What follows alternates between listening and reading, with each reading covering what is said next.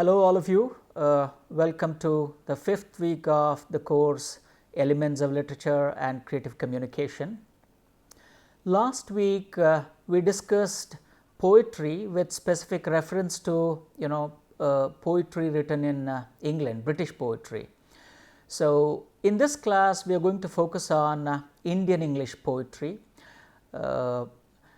In fact, if you can recall, over the last couple of weeks we have been discussing poetry, different elements of poetry, different types of poetry, genres of poetry, and in continuation to that, of course, we discuss Indian English poetry this week. So, let us focus on the beginnings of Indian English poetry, because well, of course, right at the outset you may have wondered, why is this Indian English poetry, what is this Indian English, what does this signify and all that. Well, before we discuss the origins or the beginnings of Indian English poetry, a word may be said at the outset. This Indian English, this basically refers to Indian poetry written in English. Well, more than qualifying the language English, Indian qualifies poetry. Therefore, you can call this Indian poetry written originally in English. So, I guess that should make these things clear. So, now let us focus on the beginnings of Indian English poetry. When we say the beginnings, what are the things that we are going to focus on here? Well, what are those forces, what are the driving forces that resulted in the creation of Indian English poetry during the 19th century? These are some of the questions that we are going to pick up, during our discussion of this class. So, we try to answer some of these questions here. And when, who are the poets who wrote in English during the 19th century? What social classes do these poets belong to? And what kind of background, in which they write this kind of poetry? What is their formal and technical specifications of their works, or if they have been influenced by any overseas poets, who are those poets, or if they have been influenced by certain movements, poetry movements outside India, what are those movements, and how solid was Indian English poetry, especially when it began. So, these are some questions we hope to seek answers to during the course of this lecture, all right. Yeah, what we can say, Indian English poetry is a product of, generally speaking, Bengal Renaissance that began in the late 18th century and spread and was prevalent till, let us say, the middle of the 20th century. So, it is a product of Bengal Renaissance or Bengali Renaissance. Well, if you recall what is Bengal Renaissance, you know that it is a kind of a socio-political, cultural awakening, that was, that began. It was a kind of a socio-political awakening that began in Bengal, in fact, during the colonial occupation of the land, during the British occupation of the land. And because of an exposure to the Western culture, as well as the strong anti-colonial struggles that were taking place, many poets or many families that had access to English education, that had a kind of an exposure to Western values, society, culture, they began practicing, they began writing poetry in English. So, to answer one of the questions we raised in the previous slide, people who began writing in English were the ones who had exposure to Western education, or upper middle class or upper class people, all right. So, you can say that they were members of the privileged class, and they were greatly influenced by the Romantic poets and Victorian poets. Though their attempts at writing in English, they were noteworthy, Well, today, of course, it's been more than a century since we have had, this kind of poetic enterprise, right?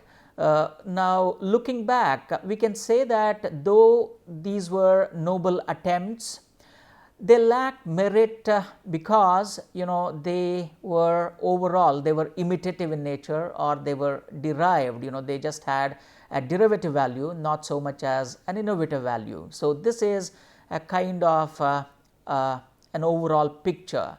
Of course, it does not mean to say that there were no significant poets or poetry.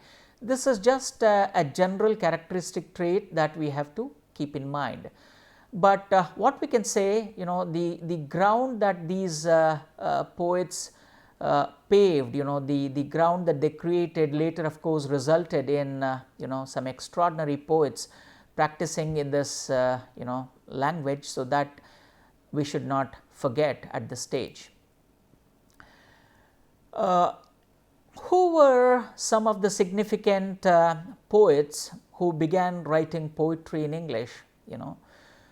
So, these were some of our significant poets. In fact, you can call Henry Louis Derozio, the first major poet who began writing in English in India. So, he is a kind of the father of Indian English poetry, though of course the formal credit of that goes to someone else later.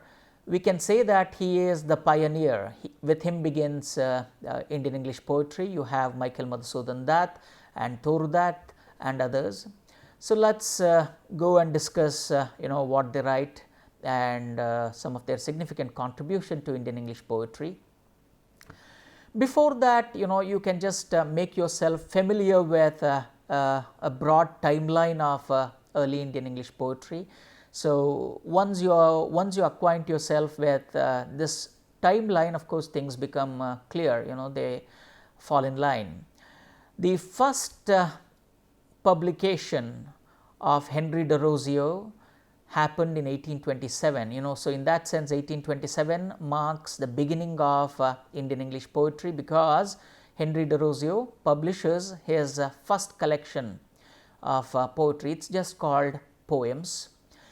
1835 is a significant year because you can recall Thomas Macaulay's Minutes on Indian Education. So, this is the one. In fact, our contemporary education system is based on the Minutes on Education system that Thomas Macaulay presented in 1835. If you can quickly recall your history lesson, you know that until that point of time, education was broadly in the local languages, the regional languages. So, for the first time, backed by the efforts of Rajaram Mohan Rai and other Renaissance figures, Thomas Macaulay introduced English education. The purpose of that was different. However, because of the thrust given to English education in India, of course, that that helped flowering of Indian English poetry, Indian English literature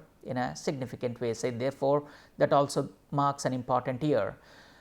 So, 1849 is another significant year because Michael Madhusudan Dutt's The Captive Ladies, that is his first poetry collection, appeared in 1849, and 1876 publication of Toru Dutt's first collection, A Sheaf Gleaned in French Fields. So, these are some kind of landmarks as far as Indian English poetry is considered. You can consider them as kind of landmarks. From here, let us go on to discuss Derozio. We have already identified Derozio as the first Indian English poet. His poems, the collection of poems is the first poetry collection, Indian English poetry. In fact, Derozio was greatly influenced by Byron. Therefore, if you look at his poetry, you can find a thick shade of Byronic poetry, Therefore, you can also call him that he begins imitating Byronic poetry style. So, that is a significant one. Nevertheless, it is imitative, of course that has to be kept in mind. Derozio was also a major poet because he made use of his English poetry to awaken the nationalist consciousness, the nationalist consciousness among his readers. Therefore, you can say that his poetry is filled with a kind of a fervent nationalistic zeal. And Fakir of Jungira, that was published in 28, is another significant achievement. It's a kind of a lyrical, melancholic poem set in the hinterlands of Bhagalpur, another contribution of Derozio to Indian English poetry. Well, if you want to have a kind of taste of Derozio, a kind of a poem, that again we discussed that his poetry tries to awaken, patriotism, nationalist awakening in his readers. So, this poem is a kind of solid example for that.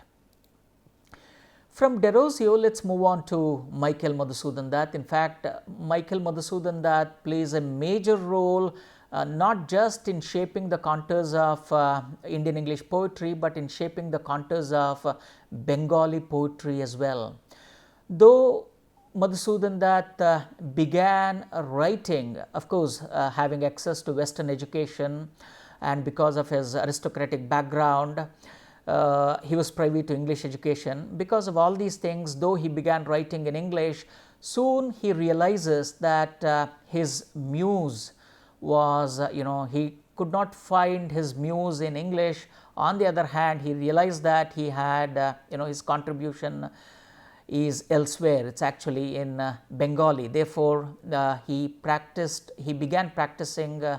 began writing in Bengali afterwards. So, therefore, he is rightly called the father of modern Bengali poetry. Nevertheless, his significance to, or his contribution to Indian English poetry is equally important. It's equally important. From Michael Madhusudan Dutt, if we come to next significant phase, it's Toru Dutt. In fact, Toru Dutt is an exemplary literary figure. She did not just write in English. In fact, like Madhusudan Dutt, Toru Dutt too was a polyglot. In fact, it's said of Michael Madhusudan Dutt that he was well versed in 7 to 8 languages. He began writing in Sanskrit as well, so he was well versed in Sanskrit, Bengali, French, English, many other languages. So, similarly, Toru Dutt too, was well versed in Sanskrit, French, English and Bengali. She has significant contributions both in French and English.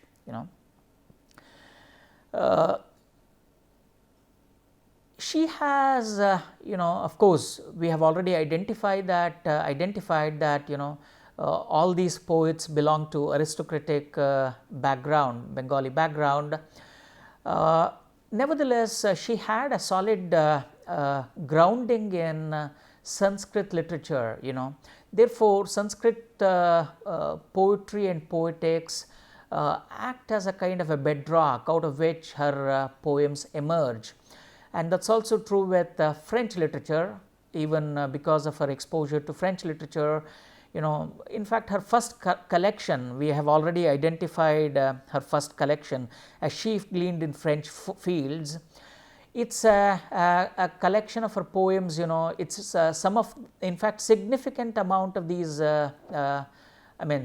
this collection, they are translations from French, So, today of course, she is well known for her another collection, which was Ancient Ballads and Legends of Hindustan, which unfortunately was published posthumously. Of course, she did not get to see how it was received. It was published in 1882. So, you can say that these ballads represent Indian ethos. Some of them are translations and adaptations from Sanskrit, nevertheless they succeed in imparting Indian values and Indian sensibilities to any modern reader of her poetry. Some of her well known poems that you and I may have read here and there are A Sea of Foliage, The Lotus, Sita and Our Casuarina Tree, and others. So, here we have an excerpt from her poem, just in order to give you a first hand account of the quality of her writing. Love came to Flora asking for a flower that would of flowers be undisputed queen. The lily and the rose long had been rivals for that I honor. Bards of power had sung their claims. The rose can never tar like the pale lily with her Juno mien. But is the lily lovelier? Thus between flower factions rang the strife in Psyche's bar. Give me a flower delicious as the rose and stately as the lily in her pride. But of what color? Rose red? Love first chose, then prayed, no, lily white, or both provide. And Flora gave the lotus, rose red dyed and lily white, the queenliest flower that blows. Just to give us a taste of how she writes. Of course, lotus is again, you can there is a possibility that you can read some kind of symbolic, you can attribute some kind of symbolic meaning to lotus. Nevertheless, even if you leave those symbolic references, it's a poem. This poem can give you an idea of the kind of poet Toru Dutt was. If you can consider Toru Dutt, Michael Madhusudan Dutt and Henry Derozio as the first wave of poets, or the second wave begins with these four great writers. In fact, Indian English poetry gets a solid background, gets a solid root through the poetry of Tagore, Sri Aurobindo, Sarojini Naidoo and Nizam Eskil. They act as some kind of four solid pillars to Indian English poetry. Here if we can give a kind of a broad timeline, this should help us in locating Indian English poetry in the second wave during the second movement or the second period. In 1905, the 20th century, the early 20th century, in 1905, Sarojini Naidoo publishes her first book of poetry called The Golden Threshold, very significant collection. And in 1912 comes out the most celebrated Indian English poetry book ever, Gitanjali. Rabindranath Tagore publishes his English translation of Gitanjali. Of course, he had already written Gitanjali in Bengali. So, you can't call these ones as translations because you can call them free recreations from there or some new ones added to this. So, 1912 marks the publication of Gitanjali, and very soon, just in less than 2 years, the very next year or just in a couple of years, he receives Nobel prize for this particular collection. Therefore, in fact, it's to his credit that the first non-European literature prize goes to. He is probably the first one, especially in the context of Asia, definitely the first one. 1940s becomes another landmark because Sri Aurobindo publishes his epic poem Savitri. It's a significant poetic achievement as far as Indian English poetry is concerned. Probably, in terms of its stature, in terms of many other things, it's a kind of an unparalleled work because even to this day, we do not have anything that can match the style, the grandeur of Savitri. Therefore, 1940 becomes a significant landmark. Then Nizam Esquil publishes A Time to Change in 1952. So, you can call earlier, you may recall I said that it's to another poet that we refer, the sobriquet of the father of modern Indian English poetry goes to someone else. I said that's to Nizam Esquil. So, if you can look at it, 1952, post independence, after this is probably the first significant poetry collection that comes out. Therefore, he is rightly called, he is the father of modern Indian English poetry. So, this rough timeline should give us enough clues as to locate the early Indian English poetry in the early part of the 20th century.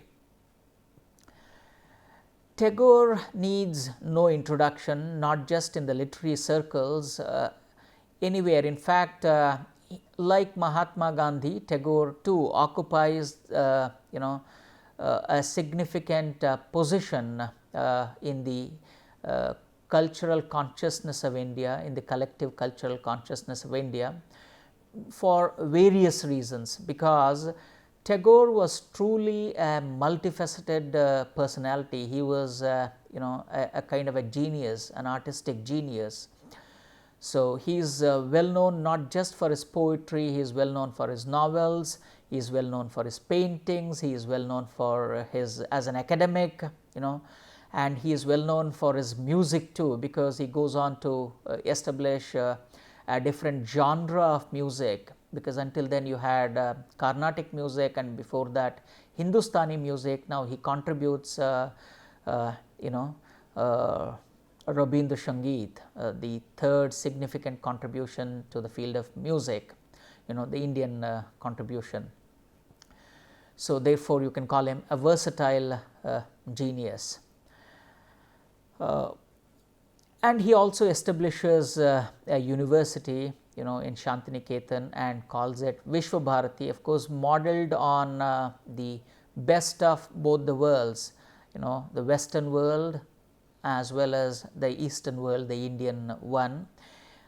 He establishes an experimental school, which seeks to combine both the values of Western and Indian pedagogies and culture. And as we have already identified, Gitanjali, is a major poetry collection. More than poetry, it becomes a kind of a lyrical meditation. It's a kind of a lyrical meditation. The influence of Gitanjali was so much so that W.B. Yeats acknowledges, Rabindranath Tagore's poetry in general and Gitanjali, and he acknowledges that this particular collection has had significant impact in his life, and he even recommends this particular collection to many of his other friends, literary friends. And as the Nobel Committee rightly identifies Gitanjali, in its citation it says that this collection is profoundly sensitive, fresh and beautiful, by which, of course, with consummate skill, Tagore has made his poetic thought, and he has expressed in his own English words a part of literature of the West. In fact, the citation clearly identifies a healthy combination of the East and the West in his poetry. Again, we have On the Nature of Love, one of the most anthologized poems by Tagore. The night is black and the forest has no end. A million people tread it in a million ways. We have trysts to keep in the darkness, but where or with whom? Of what? Of that we are unaware. But we have this faith that a lifetime's bliss will appear any minute with a smile upon its lips. The poem goes on to talk about companionship, love, and the nature of true love, all these things in a brilliant way. From Tagore, let's move on to Sarojini Naidoo, because she is another important personality who foregrounds Indian English poetry, who plays a major role in establishing Indian English poetry. So, she is considered as the Nightingale of India, as she was a poet, she was an independence activist, and a child prodigy who went on to become the first women president of the Indian National Congress during the India's struggle for independence. And while of course, as I said again, she belongs to an aristocratic background, during her stay in England, she publishes three collections, three important collections. She published several important collections of poetry. The Golden Threshold becomes an important one, if we can recall the other ones, The Bird of Time, The Broken Wing, and all this. And posthumously, of course, her daughter publishes, brings out all her poems in a single volume and publishes it as The Feather of the Dawn, The Feather of the Dawn. Okay. So, just to give you again a taste of how she writes, this is a remarkable poem, Indian Weavers, a brilliant poem. In fact, if you can, read this poem, you understand why, I consider this poem as her significant contribution. Weavers, weaving at break of day, why do you weave a garment so gay? Blue as the wing of the halcyon wind, we weave the robes of a newborn child. In fact, the entire life's journey, this poem, using the three stanzas, brings out life's journey, in an almost epic way. Just the three stanzas talk about the transience of human life, and here these weavers again become symbolic. In fact, no wonder if you can consider these three weavers as the Trimurtis, who stand for the preservers, the creators, preservers and destroyers, something like this. Weavers, weaving at fall of night, why do you weave a garment so bright? Like the plumes of peacock, purple and green, we weave the marriage of wheels of a queen. We weave the marriage wheels of a queen. No, after birth, marriage. Weavers, weaving solemn and still, what do you weave in the moonlight chill? White as a feather and white as a cloud, we weave a dead man's funeral shroud. So, from cradle to grave, the poem marks the journey of human beings from cradle to grave in such simple, elegant and artistic way. Okay. So, now before we call it a day, let's quickly recall what we said in this class. We began with the origin of Indian English poetry. We identified the first wave and the contribution of Derozio, Michael Madhusudan Dutt and Toru. And now we moved on to the second wave of Indian English poetry. We began with Tagore and of course Sarojini Naidoo, and of course we discussed some important poems in this context and all this. So, in the next class we begin with Nizam Ezekale, the father of modern Indian English poetry. So, it is said that Indian English poetry finds a solid ground with the publication of Nizam Ezekale's poetry in 1952, So, in the post-independent India, that's the major poetic achievement. So, we will come up with contribution of Nizam Ezekale and his successors later in the next class. Okay, thank you.